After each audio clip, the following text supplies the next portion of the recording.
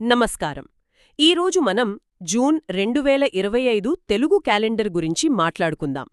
మన దగ్గరున్న ఈ సమాచారం కేవలం తేదీలే కాదన్నమాట. అవునండి.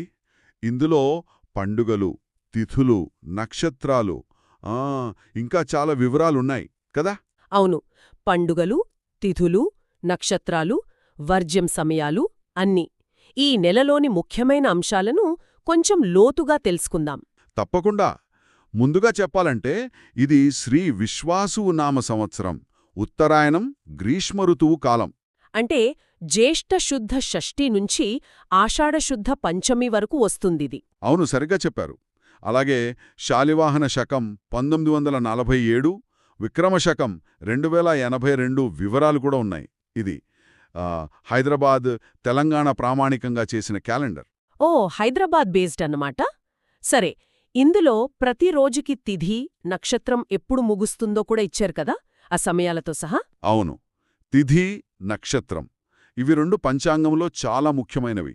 మరి వాటి ప్రాముఖ్యతేంటి? అంటే అసలు తిథి అంటే ఏంటి? తిథి అంటే చంద్రుని కళల ఆధారంగా ఏర్పడే రోజన్మాట. అంటే సూర్యుడికి చంద్రుడికి మధ్య ఉన్న దూరాన్ని బట్టి లెక్కిస్తారు. పౌర్ణమి, అమావాస్య అంటాం కదా. అర్థమైంది. మరి నక్షత్రం?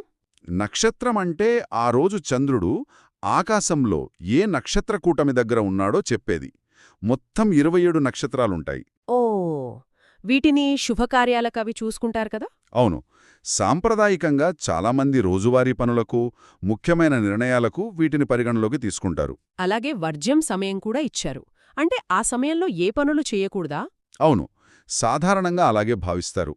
వర్జ్యమంటే రోజులో ఒక అశుభ సమయం లాంటిది. దాదాపు గంటన్నర ఉంటుంది. గంటన్నర సేపా?